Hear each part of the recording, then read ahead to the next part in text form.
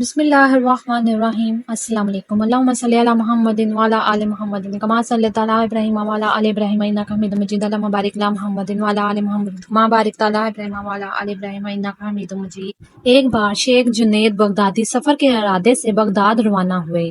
حضرت شیخ کے کچھ مرید ساتھ تھے۔ شیخ نے مریدوں سے پوچھا، تم لوگوں کو بہلول کا حال معلوم ہے؟ لوگوں نے، حضرت وہ تو ایک دیوانہ ہے، آپ اس سے مل کر کیا کریں گے؟ شیخ نے جواب دیا، ذرا بہلول کو تلاش کرو، مجھے اس سے کام ہے۔ مریدوں نے شیخ کے حکم کی تکمیل کی اور اپنے لیے سعادت سمجھی۔ تھوڑی جستجو کے بعد ایک صحرا میں بہلول رحمت اللہ کو ڈھونڈ نکالا اور شیخ کو اپنے ساتھ لے کر وہاں پہنچے۔ شیخ بہلول کے سامنے گئے تو دیکھا حضرت بہلول سر کے نیچے ایک اینٹ رکھے ہوئے ہیں اور لیٹے ہوئے ہیں۔ شیخ نے سلام کیا تو بہلول نے جواب دیا اور پوچھا، تم کون ہو؟ شیخ نے جواب دیا، میں جنید بغدادی ہوں۔ تو آپ نے کہا، شیخ بغدادی ہو جو لوگوں کو بزرگوں کی باتیں سکھاتا ہے؟ جی ہاں، میں کوشش کرتا ہوں، شیخ نے جواب دیا۔ حضرت بہلول نے پوچھا، اچھا تو تم اپنے کھانے کا طریقہ تو جانتے ہی ہوگے؟ کیوں نہیں، تو پھر بتاؤ۔ بسم اللہ الرحمن الرحیم پڑھ کر میں کھانا شروع کرتا ہوں اور اپنے سامنے کی چیز کھاتا ہوں، چھوٹا نوالا بناتا ہوں، آہستہ آہستہ چباتا ہوں، دوسرے کے نوالے پر نظر نہیں ڈالتا اور کھانا کھاتے وقت اللہ کی یاد سے غافل نہیں ہوتا۔ پھر دوبارہ کہا، جو لقمہ بھی کھاتا ہوں الحمدللہ کہتا ہوں، کھانا شروع کرنے سے پہلے ہاتھ دھوتا ہوں اور فارغ ہونے کے بعد بھی ہاتھ دھوتا ہوں۔ یہ سن کر بہلول اٹھ کھڑے ہوئے اور اپنا دامن شیخ جنید کی طرف جھٹک دیا۔ پھر اس نے کہا، تم انسانوں کے پیرو مرشد بننا چاہتے ہو اور حال یہ ہے کہ اب تک تمہیں کھانے پینے کا طریقہ بھی نہیں جانتے۔ یہ کہہ کر حضرت بہلول نے اپنا راستہ لیا۔ شیخ مریدوں نے کہا، یہ حضرت، یہ شخص تو دیوانہ ہے۔ ہاں دیوانہ تو ہے، مگر اپنے کام کے لیے مجھے اگر اس کے اپنے کان بھی کاٹنا پڑے اور سچی بات سننے کے لیے تو میں پھر بھی ان کے پیچھے جاؤں گا۔ اور یہ کہہ کر وہ ان کے پیچھے چل پڑے، مجھے ان سے کام ہے۔ اور پھر وہ ایک بہلول ویرانے میں پہنچ گئے اور وہاں بیٹھ گئے۔ شیخ بغدادی بھی ان کے پاس پہنچے تو انہوں نے شیخ سے پھر سوال کیا، تمہیں سونے کا طریقہ تو معلوم ہوگا؟ کہ وہ بھی نہیں معلوم۔ شیخ نے کہا، جی ہاں معلوم ہے، میں عشاء کی نماز پڑھ کر اور وظائف کر کے فارغ ہوتا ہوں، سونے کے لیے کمرے میں چلا جاتا ہوں۔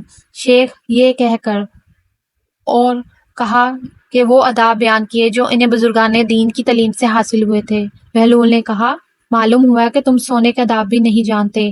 یہ کہہ کر انہوں نے پھر جانا چاہا تو حضرت جنید بغدادی نے ان کا دامن پکڑ لیا اور کہا، حضرت میں نہیں جانتا، اللہ کے واسطے مجھے سکھا دو۔ کچھ دیر بعد بہلول نے کہا، میاں یہ جتنی باتیں تم نے کہی ہیں یہ سب چیزیں ہیں، تو اصل بات مجھ سے سنو۔ کھانے کا اصل طریقہ یہ ہے کہ سب سے پہلے حلال کی روزی ہونی چاہیے۔ اگر غذا میں حرام کی آمیزش ہو جائے تو جو آداب تم نے بیان کیے ہیں ان کے برتنے سے کوئی فائدہ نہیں ہوگا اور دل بھی روشن ہونے کی بجائے اور تاریک ہو جائے گا۔ شیخ جنید نے بے ساختہ کہا، جزاک اللہ خیر۔ پھر بہلول نے بتایا، گفتگو کرتے وقت سب سے پہلے دل کا پاک اور نیت کا صاف ہونا ضروری ہے، اور اس کا بھی خیال رہے کہ جو بات کہی جائے اللہ کی رضا کے لیے کی جائے۔ اگر کوئی غرض یا دنیاوی مطلب لگاؤ گے یا فضول قسم کی ہوگی تو خواہ کتنے ہی اچھے الفاظ میں کہی گئی، تمہارے لیے وہ وبال جان بن جائے گی۔ اس لیے ایسے کلام سے خاموشی بہتر ہے۔ اسی طرح سونے سے متعلق جو کچھ تم نے کہا وہ بھی اصل مقصود نہیں ہے۔ اصل بات یہ ہے کہ جب تم سونے لگو تو تمہارا دل بغض، دنیا اور حسد سے خالی ہو، تمہارے دل میں دنیا اور مال کی دنیا کی محبت نہ ہو، اور نیند آنے تک اللہ کے ذکر میں مشغول رہو۔ حضرت بہلول دانا رحمت اللہ کے بات ختم ہوئی۔ حضرت جنید بغدادی ان کے ہاتھوں کو بوسہ دیا اور ان کے لیے دعا کی۔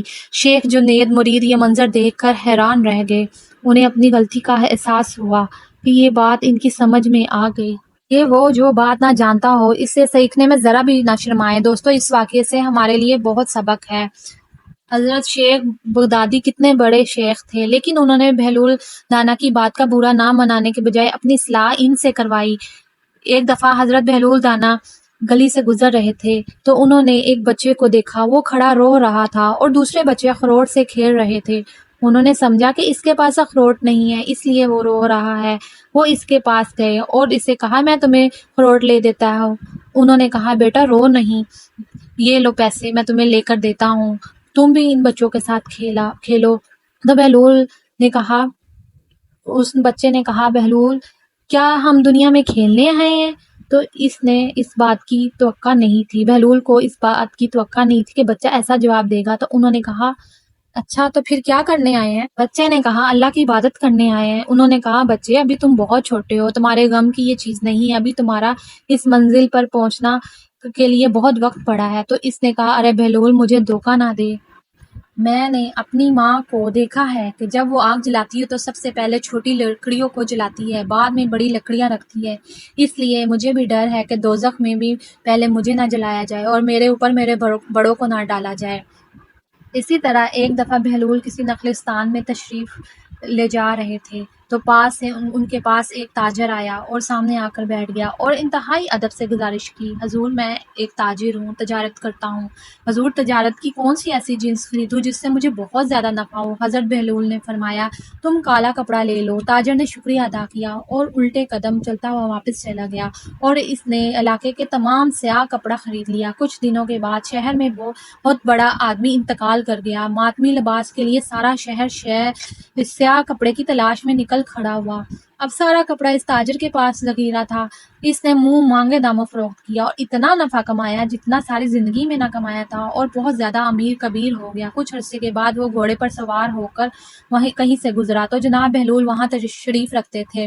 وہ انہیں گھوڑے پر بیٹھے بیٹھے ہی بولا، اوئے دیوانے، اب کی بار میں کیا لوں؟ بہلول نے فرمایا تو تربوز لے لے۔ وہ بھاگا گیا اور ساری دولت سے پورے ملک کے تربوز خرید لیے اور ایک ہی ہفتے میں سب خراب ہو گئے۔ وہ کوڑی کوڑی کا محتاج ہو گیا، اسی خستہ حالی میں گھومتا پھرتا رہا۔ اس کی ملاقات جناب بہلول سے ہو گئی تو اس نے کہا آپ نے میرے ساتھ کیا کیا؟ جناب بہلول نے فرمایا میں نے نہیں کیا، تیرے لہجوں تیرے لفظوں نے کیا۔ میں نے جب تو نے مجھ سے ادب سے پوچھا تھا تو مالا مال ہو گیا تھا، اب تو نے گستاخی کی تو کنگال ہو گیا۔ دوستو اسی کو کہتے ہیں با ادب با نصیب، بے ادب بے نصیب۔ اگر آپ کو یہ کہانی اچھی لگی ہو تو میرے چینل کو سبسکرائب کر دیجیے اور بیل آئیکن کو بھی پریس کر دیجیے اور میری ویڈیوز کو بھی شیئر کیجیے۔ اپنا بہت